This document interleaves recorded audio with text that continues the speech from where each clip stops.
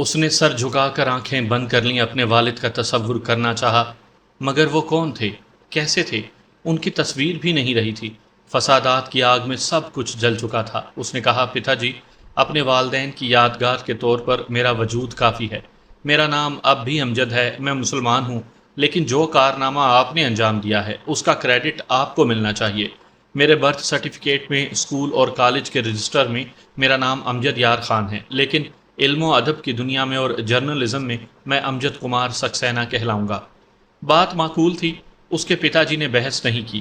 M a final تک پہنچتے پہنچتے مختلف اخبارات میں اس کے اتنے مضامین، مقالے اور سیاسی تبصرے شائع ہو چکے تھے کہ سیاسی پارٹیاں اس سے رجوع کرنے لگی تھیں۔ الیکشن سے پہلے بڑے بڑے لیڈر اس سے مشورے طلب کرتے تھے اور اس کے مطابق اپنی لائن آف ایکشن بناتے تھے۔ ان میں سے کتنے ہی کامیاب ہو گئے تھے اور اس کا نام جپتے ہوئے اسمبلیوں میں پہنچ گئے تھے۔ اس طرح امجد کمار سکسینہ کی شہرت دور دور تک پہنچ گئی تھی۔ اسمبلیوں میں پہنچنے والے اپوزیشن کی بینچوں پر ہوتے تھے۔ اگر حکمران پارٹی سے تعلق رکھتے تو ان میں سے کتنے ہی وزیر بن جاتے اور امجد کو بھی مالا مال کر دیتے۔ اس کے باوجود آمدنی کے کافی ذرائع تھے۔ پتا جی نے اخبار کی ملازمت چھوڑ دی۔ بیٹا خوب کما رہا تھا، بڑھاپے میں کام کرنے نہیں دیتا تھا، باپ کے ہاتھ سے قلم چھین کر رکھ دیتا تھا۔ انہوں نے ہنستے ہوئے بیٹے سے ہار مان لی تھی۔ بھوپال میں ان کا آبائی مکان تھا، کچھ زمینیں تھیں جہاں سے اناج آتا تھا۔ وہ اپنی پتنی اور بیٹے کے ساتھ بھوپال آ گئے تھے۔ امجد کبھی ان کے پاس رہتا تھا، کبھی صحافت کے سلسلے میں دہلی آ جاتا تھا۔ ایک روز دہلی میں ایک خاتون اس سے ملنے آئیں۔ انہوں نے کہا، میں پاکستان سے آئی ہوں، اپنے ایک عزیز کے ہاں قیام کیا ہے۔ میرے عزیز تمہارے کالم پڑھا کرتے ہیں۔ انہوں نے بتایا، تم موہن کمار سکسینہ کے بیٹے ہو، اور وہ موہن صاحب کبھی میرے بھائی کے بہت گہرے دوست ہوا کرتے تھے۔ امجد نے پوچھا، آپ کے بھائی صاحب کا نام کیا ہے؟ اب نام کہاں، فسادات میں مارے گئے تھے، ان کا نام احمد یار خان تھا۔ امجد نے خاتون کو چونک کر دیکھا۔ وہ کہہ رہی تھی، فسادات سے پہلے میں علی گڑھ میں تھی، مجھے خط ملا کہ بھابھی نے ایک بیٹے کو جنم دیا ہے، میرے بھائی باپ بن گئے ہیں۔ اس کے 1.5 ماہ بعد میں اپنے شوہر کے ساتھ پاکستان جا رہی تھی۔ دہلی اسٹیشن پر میرے اسی عزیز نے یہ المناک خبر سنائی کہ بھائی اور بھابھی فسادات میں شہید ہو گئے ہیں۔ موہن کمار سکسینہ سے 1 برس بعد میرے عزیز کی ملاقات ہوئی۔ پتہ چلا میرے بھائی کا بیٹا ان کے پاس ہے۔ انہوں نے کہا تھا، میرے دوست کی کوئی سگی بہن یا سگا بھائی بچے کو گود لے گا تو میں دوں گا، ورنہ خود اس کی پرورش کروں گا۔ اتنا کہہ کر وہ ذرا خاموش ہوئیں، پھر بولی، ہمارا ایک بھائی بہت پہلے ہی پاکستان جا چکا تھا، میں بعد میں گئی، کوئی 25 برس کے بعد دہلی آئی ہوں۔ پرسوں اپنے عزیز سے معلوم ہوا کہ میرے بھائی کا بچہ زندہ رہ گیا تھا اور اسے موہن صاحب لے گئے تھے، تو تم تو ان کے بیٹے ہو، تمہیں اس بچے کے متعلق کچھ معلوم ہوگا؟ وہ کہہ رہی تھی۔ امجد ان کی صورت دیکھ رہا تھا۔ پہلی بار پتہ چلا خون کی کشش کیسی ہوتی ہے۔ دل ان کی طرف کھینچا جا رہا تھا۔ اس نے پوچھا، آپ احمد یار خان مرحوم کی سگی بہن ہیں؟ ہاں بیٹے، میں ان کی سگی بہن ہوں۔ وہ اپنی جگہ سے اٹھ کر ان کے سامنے آیا، پھر فرش پر گھٹنے ٹیک کر بولا، پھوپھی اماں، میں ہی وہ بچہ ہوں۔ پھوپھی نے بے اختیار اس کے چہرے کو دونوں ہاتھوں میں لیا، پھر کہا، میں اتنی دیر سے بول رہی تھی مگر تمہیں دیکھ دیکھ کر دل دھڑک رہا تھا، وہی آنکھیں، وہی پیشانی، ویسا ہی ناک نقشہ، تم بھائی جان کی تصویر ہو۔ وہ اس کی پیشانی کو چوم رہی تھی اور رو رہی تھی، پھر آنسو پہنچتے ہوئے بولی، میں نے جس عزیز کا ذکر کیا ہے وہ دور کے رشتے سے تمہارے ماموں لگتے ہیں، اگر انہوں نے نہ بتایا ہوتا تو میں مرحوم بھائی کی یہ تصویر دیکھے بغیر چلی جاتی۔ اور یہ تم نے کیسا نام رکھا ہے، آدھا مسلمان اور آدھا ہندو؟ وہ مسکرا کر بولا، میرا نام امجد یار خان ہے۔ پتا جی کی محبت، محنت اور توجہ سے آج میں ایک کامیاب جرنلسٹ ہوں، لہٰذا ایک جرنلسٹ کی حیثیت سے میرا نام امجد کمار سکسینہ ہے۔ بیٹے، ہم موہن صاحب کا جتنا بھی احسان مانیں وہ کم ہے۔ ان کی محنت اور محبت کا صلہ ہم نہیں دے سکتے، خدا ہی دے سکتا ہے، لیکن ایک مسلمان کو غیر مسلم نام اختیار نہیں کرنا چاہیے۔ وہ ہنستے ہوئے بولا، کبیر ہندو کا نام بھی ہوتا ہے اور مسلمان کا بھی۔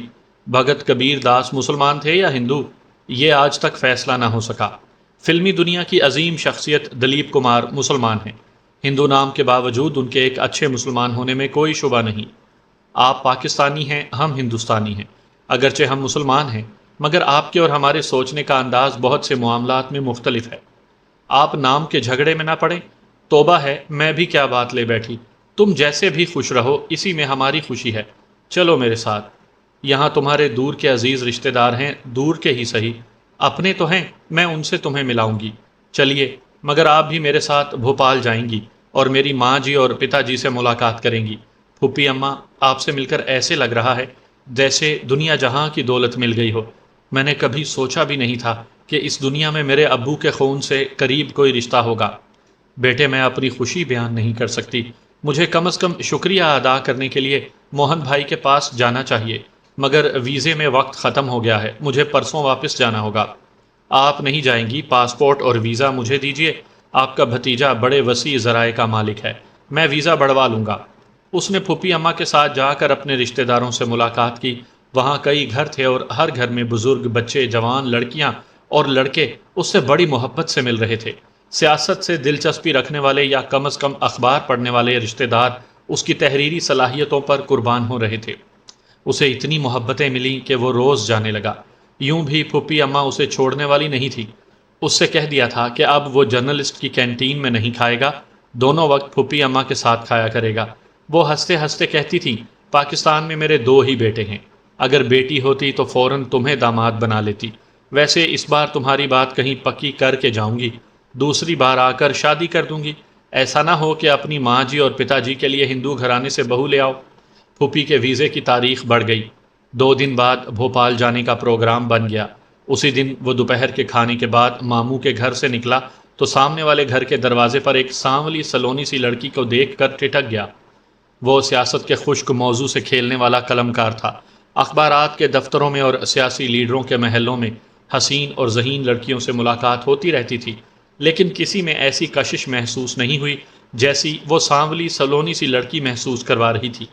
چہرے کے نقوش اتنے پیارے تھے کہ وہ دیکھتا رہ گیا تھا۔ لڑکی اسے اپنی طرف دیکھتے ہوئے پا کر نظریں چرانے لگی۔ پھر آپ وہی امجد صاحب ہیں نا؟ میری سہیلی کہہ رہی تھی کہ اس نے پوچھا، کیا کہہ رہی تھی؟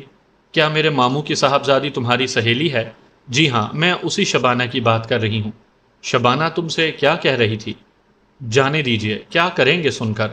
دیکھو، مجھ میں کوئی تو خاص بات ہوگی جسے سن کر اس اجنبی سے تم باتیں کر رہی ہو۔ میں کہوں گی تو آپ کو برا لگے گا، میں وعدہ کرتا ہوں جواب میں تمہیں برا نہیں کروں گا، خاموشی سے چلا جاؤں گا۔ وہ کہہ رہی تھی آپ آدھے ہندو آدھے مسلمان ہیں۔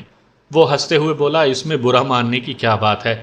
ایسا انسان ہونا جو ہندو کا بھی ہو اپنا ہو اور مسلمان کا بھی میرے لیے اعزاز ہے۔ وہ ہاتھ نچا کر بڑی پیاری ادا سے بولی، اپنا فلسفہ رہنے دو، تم مجھے اچھے نہیں لگتے، تم مجھے اچھی لگتی ہو۔ مجھ سے لگاوٹ والی بات نہ کرنا، میں باتوں میں آنے والی نہیں ہوں، میرا نام سلمہ ہے۔ اچھا ہوا تم نے بتا دیا، میں پوچھنے والا تھا، کیا فری ہونے کی کوشش کر رہے ہو؟ ارے تم فری ہونے کی بات کر رہی ہو؟ میں نے تو پہلی نظر میں شادی کا فیصلہ کر لیا ہے۔ سلمہ کے منہ سے حیرت کی ہلکی سی چیخ نکلی۔ اس نے غصے سے دیکھا، پھر ایک دھڑاکے سے دروازہ بند کر لیا۔ وہ مسکراتا ہوا اور سوچتا ہوا گھر کے اندر آیا۔ پھوپھی نے پوچھا، امجد تم گئے نہیں؟ تم تو کہہ رہے تھے ضروری کام سے جانا ہے۔ جی ہاں، مگر اس سے بھی زیادہ ایک ضروری کام آپ سے ہے۔ کیا کام ہے؟ آنگن میں ماموں ممانی اور پڑوس کے ایک بزرگ بیٹھے ہوئے تھے۔ اس نے کہا، ذرا کمرے میں چلیے۔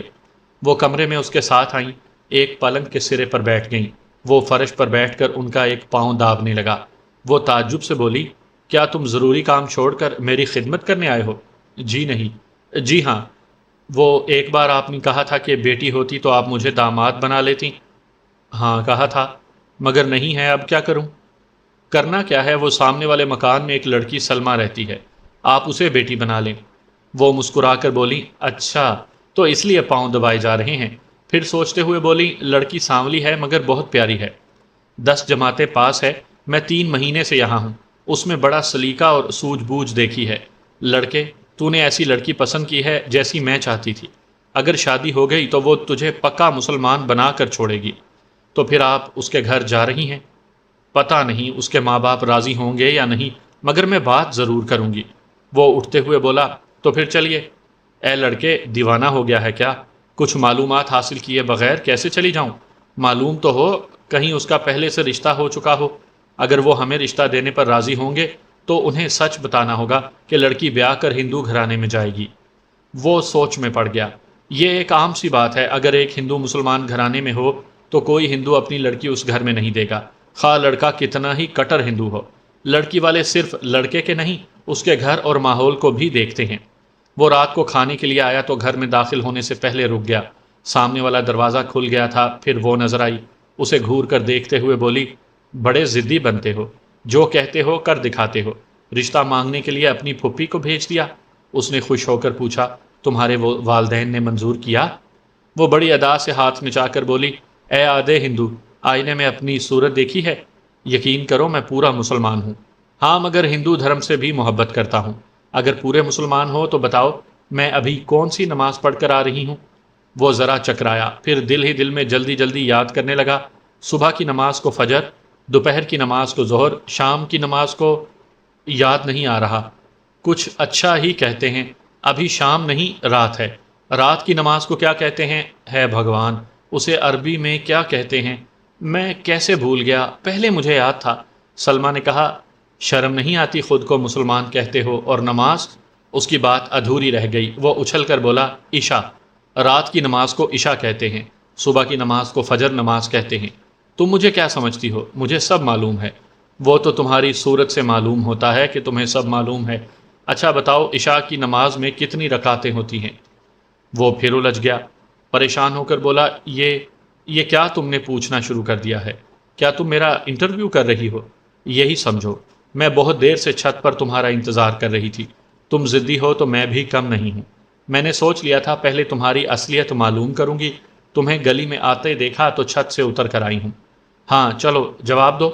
وہ پیٹ پکڑ کر بولا، میں تمہیں بتانا بھول گیا، میرے پیٹ میں بہت تکلیف ہو رہی تھی، اب بھی ہو رہی ہے۔ اگر تم ذرا مہلت دو تو میں تھوڑی دیر بعد آ کر تمام سوالوں کے جواب دوں گا۔ وہ کچھ سوچتے ہوئے بولی، میں بار بار گلی کے دروازے پر نہیں آ سکتی، کیا مجھے بدنام کرنا چاہتے ہو؟ ارے نہیں، غلط نہ سمجھو، میں ایک ملاقات کر کے تمہیں اپنے مسلمان ہونے کا یقین دلانا چاہتا ہوں۔ سوری، میں نہیں آ سکتی، پلیز مایوس نہ کرو۔ وہ تھوڑی دیر سوچ کر بولی، میں صبح 10 بجے ٹائپنگ سیکھنے جاتی ہوں۔ کہاں جاتی ہو؟ جلدی بتاؤ۔ جامع مسجد کے پاس سڑک کے کنارے، جہاں مچھلیاں تل کر فروخت کی جاتی ہیں، ٹھیک اس کے پیچھے ٹریننگ سینٹر ہے۔ یہ کہتے ہی اس نے دروازہ بند کر لیا۔ وہ خوش ہو کر گھر میں آیا، مسکراتے ہوئے بزرگوں کو سلام کیا۔ ماموں نے جواب دے کر مسکراتے ہوئے کہا، تمہیں کتنی بار سمجھایا ہے، داہنا ہاتھ پیشانی تک لے جا کر سلام کرتے ہیں، اور تم ہو کہ نمستے کے انداز میں دونوں ہاتھ جوڑتے ہو اور منہ سے السلام علیکم کہتے ہو۔ ماما جی، پرانی عادت ہے، جاتے جاتے ہی جائے گی، بہت زور کی بھوک لگی ہے۔ پھوپھی اماں کھانا نکالیے، میں منہ ہاتھ دھو کر آتا ہوں۔ آنگن میں موری کے پاس پانی اور صابن رکھا ہوا تھا، اس نے وہاں بیٹھ کر ماموں کے چھوٹے بیٹے کو آواز دی۔ وہ پاس آ کر کھڑا ہو گیا۔ اس نے منہ ہاتھ دھوتے ہوئے پوچھا، راشد، نماز پڑھتے ہو یا نہیں؟ کبھی کبھی پڑھتا ہوں بھائی جان۔ شاباش، اچھا بتاؤ عشاء کی نماز میں کتنی رکعت ہوتی ہیں؟ راشد سوچنے لگا۔ ماموں نے ڈانٹ کر کہا، گدھے، اسی لیے سمجھاتا ہوں نماز پڑھا کرو۔ سال 6 مہینے میں ایمان جوش مارتا ہے یا خدا کا خوف غالب آتا ہے تو مسجد چلے جاتے ہو۔ تمہارے امجد بھائی جان کتنا اچھا سوال کر رہے ہیں، جلدی جواب دو۔ راشد نے ہچکچاتے ہوئے کہا، بھائی جان میں نماز پڑھتے پڑھتے گننا بھول جاتا ہوں، پھر اپنے اللہ میاں کے سامنے رکعتوں کا کیا حساب کرنا؟ جتنی عبادت کریں، جتنے سجدے کریں، کوئی روکنے والا تو نہیں ہے۔ امجد نے منہ دھوتے ہوئے سوچا، میں بھی کتنا احمق ہوں، اتنا آسان اور معقول جواب میرے ذہن میں نہیں آیا، اور میں سلمہ کے سامنے فیل ہو گیا۔ کھانے کے دوران پھوپھی نے کہا، میں نے جو خیال ظاہر کیا تھا وہ درست نکلا۔ وہ لڑکی دینے کو راضی ہیں، لیکن یہ بات پسند نہیں ہے کہ وہ ہندو گھرانے میں جائے۔ وہ لقمہ چباتے ہوئے بولا، اس گھر میں تہذیب ہے، طور طریقے ہیں، صفائی ستھرائی ہے، اور محبتیں ہی محبتیں ہیں، پھر کیا اعتراض ہے؟ بیٹے، ہماری ان کی تہذیب میں فرق ہے، صرف عبادت کے طور طریقوں میں فرق ہے۔ مذہب الگ الگ ہیں، اس کے باوجود میں وہاں رہ کر بچپن سے اب تک مسلمان ہوں۔ ان کی بیٹی بھی آخری دم تک مسلمان رہے گی، آخر انہیں اندیشہ کیا ہے؟ میں نے انہیں حتی الامکان سمجھانے کی کوشش کی ہے، یہاں تک کہہ دیا ہے کہ لڑکا اکثر دہلی میں رہتا ہے، ان کی بیٹی اپنے میاں کے ساتھ رہا کرے گی۔ نہیں پھوپھی اماں، میں صرف اپنے لیے نہیں، ماں جی اور پتا جی کے سکھ کے لیے بھی شادی کرنا چاہتا ہوں۔ وہ بھوپال میں ان کے پاس رہے گی۔ میں نے تو لڑکی والوں کو سمجھانے کے لیے کہہ دیا ہے، شادی کے بعد تم میاں بیوی جو فیصلہ کرو گے وہی ہوگا، پہلے وہ لڑکی دینے کو راضی تو ہو جائیں۔ وہ ذرا قریب ہو کر آہستگی سے بولی، ہمیں ان کے دروازے پر زیادہ ناک نہیں رگڑنا ہے، تمہاری شہرت دور دور تک ہے، اچھا کماتے کھاتے ہو، اسی محلے میں ایک سے ایک حسین لڑکی ہے، میرے کانوں میں بھنک پڑ گئی ہے۔ ان کے ماں باپ رشتہ دینے کو ایک پاؤں پر کھڑے ہیں۔ پھوپھی اماں، زندگی میں پہلی بار یہی ایک لڑکی پسند آئی ہے، یہاں بات نہ بنی تو میں شادی کا خیال ہی چھوڑ دوں گا۔ وہ مسکرا کر بولی، سلمیٰ تجھے اتنی پسند ہے؟ وہ مسکراتے ہوئے سر جھکا کر کھانا کھانے لگا۔ انہوں نے کہا، تم میرے مرحوم بھائی کی نشانی ہو، برسوں بعد اللہ تعالیٰ کی مہربانی سے ملے ہو۔ میں سلمیٰ کے لیے پوری کوشش کروں گی۔ پھوپھی اماں، کیا وہ پانچوں وقت نماز پڑھتی ہے؟ ہاں، یہی بات تو مجھے پسند ہے، فجر کی نماز پڑھ کر تلاوت بھی کرتی ہے۔ وہ دل ہی دل میں سوچنے لگا، بڑی مشکل ہے، وہ نماز روزے کے بارے میں جانے کیسے کیسے سوالات کرے گی۔ یہ دل بھی کہاں جا کر اٹکا ہے، کسی ماڈرن لڑکی پر دل آتا تو کیا ہی اچھا ہوتا، نہ جانے اس میں کیسی کشش ہے، جب سے دیکھا ہے تب سے سوتے جاگتے خیالوں میں چلی آتی ہے۔ لکھنے پڑھنے بیٹھتا ہوں تو آنکھوں میں اس کی صورت پھرنے لگتی ہے۔ یہ محبت بھی کیا چیز ہے، مجھ جیسے خشک سیاسی آدمی کے اندر پھول کھلا رہی ہے۔ کھانے کے بعد ہاسٹل جاتے وقت اس نے راشد سے تعلیم الاسلام کی کتاب لے لی۔ اس نے سوچ لیا تھا رات بھر میں اسلامی تعلیمات سے متعلق تمام اہم باتیں یاد کر لے گا، صبح امتحان دینا تھا۔ وہ ہاسٹل کے کمرے میں بیٹھ کر پہلے صفحے سے کتاب پڑھنے لگا، جتنی نمازیں ہیں ان کی رکعتوں کو یاد کرنے لگا۔ کتاب میں لکھا تھا ہر رکعت کی ابتدا سورہ فاتحہ سے ہوتی ہے، گویا اسے یاد کرنا ضروری تھا، لیکن وہ عربی زبان تھی۔ بچپن میں پتا جی اسے کلام پاک پڑھانے کے لیے مسجد میں بھیجا کرتے تھے، مگر وہ دل لگا کر نہیں پڑھتا تھا، مسجد سے بھاگ جاتا تھا۔ اب اس کا نتیجہ سامنے آ رہا تھا۔ اس نے ہاسٹل میں رہنے والے ایک مسلمان لڑکے سے پوچھا، تم عربی پڑھ سکتے ہو؟ ہاں پڑھ سکتا ہوں۔ کیا تم مجھے سورہ فاتحہ پڑھا سکتے ہو؟ ضرور پڑھا سکتا ہوں، چلو میرے ساتھ پڑھتے جاؤ۔ وہ ساتھ ساتھ پڑھنے لگا۔ لکھنے پڑھنے اور کسی بات کو یاد رکھنے کے سلسلے میں وہ بچپن ہی سے ذہین تھا۔ وہ صبح 5 بجے تک پڑھتا رہا، امجد پڑھاتا رہا اور کمال ذہانت سے ایک ایک لفظ ذہن نشین کرتا رہا۔ پھر ساتھی نے کہا، تمہارے سیکھنے کے لیے ابھی بہت کچھ ہے، پھر بھی جتنا سیکھ چکے ہو وہ بھی کم نہیں ہے۔ سلمیٰ نے 10 بجے آنے کے لیے کہا تھا، وہ 9 بجے وہاں پہنچ گیا۔ اس کے انتظار میں پڑھا ہوا سبق بار بار دہراتا رہا۔ وہ 10 بجے سے کچھ پہلے آ گئی۔ سامنے ہوتے ہی اس نے سر پر آنچل رکھتے ہوئے سلام کیا۔ امجد نے عادت کے مطابق بے اختیار دونوں ہاتھوں کو جوڑ کر کہا، وعلیکم السلام۔ وہ منہ پر ہاتھ رکھ کر ہنسنے لگی۔ امجد کو غلطی کا احساس ہوا، سوری، ایسا انجانے میں ہوتا ہے، مگر سوچو تو یہ اچھی بات ہے، میں نے ایک ہی وقت میں نمستے بھی کیا ہے اور سلام بھی۔ وہ ہنسی پر قابو پا کر ذرا سنجیدگی سے بولی، میں بحث نہیں کروں گی، لیکن ایک وقت میں ایک ہی کام کرنا چاہیے۔ وہ سڑک کے کنارے چلنے لگے۔ امجد نے پوچھا، کیا ہم کسی پارک میں چل سکتے ہیں؟ سلمیٰ نے آنکھیں دکھائیں۔ وہ جلدی سے بولا، وہاں تم سکون سے میرا امتحان لے سکو گی، وہاں فلرٹ کرنے والی لڑکیاں جاتی ہیں، میں بدنام نہیں ہونا چاہتی۔ قطب مینار چلو گی؟ میں اس کی بلندی پر پہنچ کر زور زور سے آیتیں پڑھوں گا، میری آواز اس شہر میں دور دور تک جائے گی، پھر میں زور سے چیخ کر کہوں گا، مجھے سلمیٰ کی ضرورت ہے، پھر میں نیچے اتر کر بہت دور وہاں تک دوڑتا جاؤں گا جہاں تک آواز جا رہی ہوگی، میں اس آواز کو مٹھی میں بند کر کے لاؤں گا اور تمہیں دکھاؤں گا، تم جیسے ہی میری مٹھی کھولو گی اس میں چھپی ہوئی آواز یک لخت ابھرے گی، مجھے سلمیٰ کی ضرورت ہے، ضرورت ہے، ضرورت ہے، ضرورت ہے۔ وہ سر جھکا کر سن رہی تھی اور دوپٹے کے آنچل سے کھیل رہی تھی، پھر گھوم کر سڑک کے کنارے چلنے لگی۔ امجد نے کہا، ذرا ٹھہرو، ہم رکشے میں جائیں گے، میں قطب مینار نہیں جاؤں گی، کیا تمہارے ہاسٹل میں لڑکیوں کو آنے کی اجازت نہیں ہے؟ کیوں نہیں ہے؟ وہاں تو اخباروں اور سیاست سے تعلق رکھنے والی سینکڑوں عورتیں آتی رہتی ہیں، یہ تو بڑی اچھی بات ہے، میرے کمرے میں آرام سے بیٹھ سکو گی۔ وہ ہاسٹل میں آ گئے۔ میز پر، بستر پر اور فرش پر کاغذات اور لکھنے پڑھنے کا سامان بکھرا ہوا تھا۔ سلمیٰ نے کہا، توبہ، تم اتنے گندے رہتے ہو؟ نہیں، میں تو صفائی پسند ہوں، کل رات سے جاگ رہا ہوں، مجھے صفائی کا موقع نہیں ملا۔ تم ایک طرف بیٹھو، میں ابھی کمرہ سیٹ کر دیتا ہوں۔ جی نہیں، تم ایک طرف بیٹھو، میں ٹھیک کرتی ہوں۔ وہ کمرے کی صفائی کرنے لگی۔ اس نے روکنا چاہا، وہ بولی، یہ بھی ایک سبق ہے، دیکھو اور سیکھو، زندگی کیسے سلیقے سے گزاری جاتی ہے۔ گھر میں عورت کے آنے سے سلیقہ آتا ہے، امجد بولا۔ وہ انجان بن کر کام میں مصروف رہی۔ اگر وہ موجود نہ ہوتی تو وہ گہری نیند میں ہوتا، اسے نیند برداشت نہیں ہوتی تھی، کام زیادہ ہو تو وہ جاگتا تھا، مگر رات کے کسی حصے میں تھوڑی نیند پوری کر لیتا تھا۔ اس نے آنکھیں ملتے ہوئے کہا، مجھ سے نیند برداشت نہیں ہوتی، زندگی میں پہلی بار کل سے جاگ رہا ہوں۔ وہ بولی، ایسی بھی کیا بات ہے، اتنے بڑے ہو گئے ہو، ایک رات جاگنے کی عادت ڈالنا چاہیے۔ یہی تو نہیں ہوتا۔ بچپن میں کوئی سبق یاد نہ ہوتا تو پتا جی دیوار سے لگا کر کھڑا کر دیتے تھے اور حکم دیتے تھے جب تک سبق یاد نہیں ہوگا مجھے سونے نہیں دیا جائے گا، مگر میں دیوار سے لگا کھڑے کھڑے سو جاتا تھا۔ گرنے لگتا تو ماں جی آ کر کلیجے سے لگا لیتی تھیں اور مجھے بستر پر سلا دیتی تھیں۔ میں تمہاری بات سمجھ رہی ہوں، لو بستر صاف ہو گیا ہے، سو جاؤ، میں صفائی پوری کر کے چلی جاؤں گی۔ اوئے میرا مطلب یہ نہیں تھا، میں بھلا ایسے سو سکتا ہوں؟ تم سے خوب باتیں کرنا چاہتا ہوں۔ وہ بول رہا تھا، اسے اچھا لگ رہا تھا۔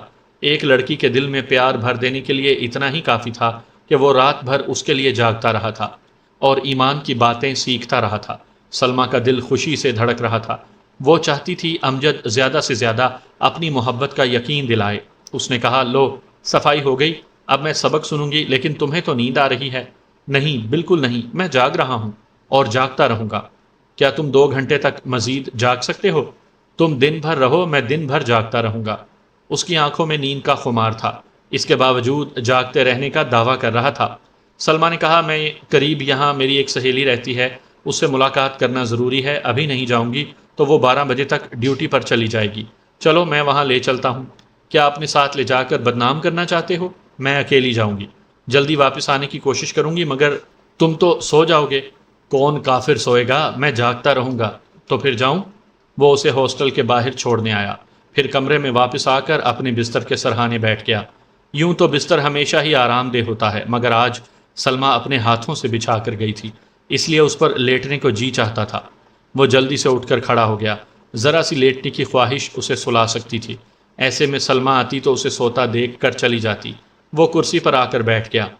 آدمی تمام رات جاگنے کے بعد دوسرے دن بھی مصروف رہے تو قوت ارادی سے جاگ کر پورا کام کر لیتا ہے، کام نہ رہے تو نیند اس پر غالب آ جاتی ہے۔ وہ کرسی پر بیٹھ کر سلمیٰ کو تصور میں دیکھ رہا تھا۔ وہ کچھ بول رہی تھی، بہت ہی مترنم آواز میں، دھیما دھیما سا لہجہ تھا، یوں لگ رہا تھا وہ گنگنا رہی ہو، لوری سنا رہی ہیں۔ وہ ہڑبڑا کر کھڑا ہو گیا، کیونکہ آنکھ لگ رہی تھی، جس کا انتظار کر رہا تھا وہی آنکھ لگا رہی تھی۔ وہ ادھر سے ادھر ٹہلنے لگا، یوں آدھا گھنٹہ گزر گیا۔ وہ کرسی پر بیٹھ کر شروع سے ایک ایک سبق دہرانے لگا۔ تھوڑی دیر بعد پتہ چلا وہ پڑھتے پڑھتے سو رہا ہے۔ اب پریشانی بڑھ رہی تھی، وہ نہیں چاہتا تھا کہ سو جائے اور اتنی پیاری سی محبت آ کر چلی جائے۔ یہ تو خوش نصیبی کو دروازے سے لوٹانے والی بات ہوتی۔ اس نے اٹھ کر دروازے سے باہر آ کر دیکھا، پھر کمرے میں آ کر کھڑکی کے باہر دور تک نظر دوڑائی، وہاں سے ایک سڑک نظر آتی تھی، مگر سلمیٰ نظر نہیں آ رہی تھی۔ اس نے پلٹ کر میز پر ایک گھونسا مارتے ہوئے کہا، ایسی بھی کیا نیند ہے، بھلا کوئی اپنی محبت کے انتظار میں سوتا ہے؟ میں کمزور نہیں ہوں، میں ارادے کا پکا ہوں، جاگوں گا، جاگتا رہوں گا، اپنی سلمیٰ کے آنے تک جاگتا رہوں گا۔ اس نے دونوں مٹھیاں بھینچ لیں، تھوڑی دیر تک سوچتا رہا، پھر اس نے میز کی دراز کھول کر بڑی سی موم بتی اور ماچس نکالی۔ رات کو لکھتے پڑھتے وقت بجلی چلی جاتی تو وہ موم بتی جلا کر اپنا مضمون مکمل کیا کرتا تھا۔ اس نے موم بتی کو جلا کر میز پر رکھا، کرسی کھینچ کر قریب بیٹھا، پھر آرام سے بیٹھ کر بسم اللہ پڑھتے ہوئے اپنی ہتھیلی جلتی ہوئی لو پر رکھ دی اور سورہ فاتحہ کو بلند آواز میں پڑھنے لگا۔ ایسے میں تکلیف ضرور ہوتی ہے، جب تکلیف ناقابل برداشت ہوتی تو وہ لو سے اپنا ہاتھ ذرا اوپر اٹھا لیتا تھا، یوں دیر تک جلن محسوس ہوتی رہتی۔ اس احساس کو مٹانے کے لیے وہ زور زور سے پڑھنے لگتا تھا۔ جب جلن کا احساس ہٹنے لگتا تو اندیشہ ہوتا کہ نیند غالب نہ آئے، وہ پھر لو پر ہاتھ رکھ دیتا تھا۔ اس کی حالت دیکھ کر یوں لگتا تھا جیسے وہ جنون میں مبتلا ہو گیا ہو یا بے خودی میں زور زور سے پڑھنے لگا ہے۔ اس کی آواز کمرے سے باہر دور تک جا رہی تھی۔ کتنے ہی اخباری رپورٹر، کالم نگار اپنے کمروں سے نکل کر اس کے دروازے پر آ گئے تھے اور اسے حیرانگی سے دیکھ رہے تھے۔ ان میں عورتیں بھی تھیں۔ ایک عورت نے کہا، اسے روکو، یہ اپنا ہاتھ جلا لے گا۔ ایک آدمی نے کہا، کسی کے مذہبی معاملے میں مداخلت نہیں کرنی چاہیے، یہ عربی میں کچھ پڑھ رہا ہے۔ دوسرے نے کہا، میں نے محرم میں کچھ مسلمانوں کو آگ پر چلتے دیکھا ہے۔ تیسرے نے کہا، یقیناً یہ ان کی عبادت کا طریقہ ہو سکتا ہے، ہمیں ڈسٹرب نہیں کرنا چاہیے۔ سلمیٰ نے حیرانی سے بھیڑ کو دیکھا، اس کے کانوں میں آیتیں پڑھنے کی آوازیں آ رہی تھیں۔ وہ جلدی سے بھیڑ کو چیرتی ہوئی اندر آئی، پھر امجد کو دیکھتے ہی اوپر کی سانس اوپر ہی رہ گئی۔ موم بتی کی لو پر اس کی ہتھیلی اوندھی تھی اور وہ جل کر سرخ اور سیاہی مائل ہوتی جا رہی تھی۔ وہ بے اختیار چیختی ہوئی آگے بڑھی، نہیں امجد، نہیں۔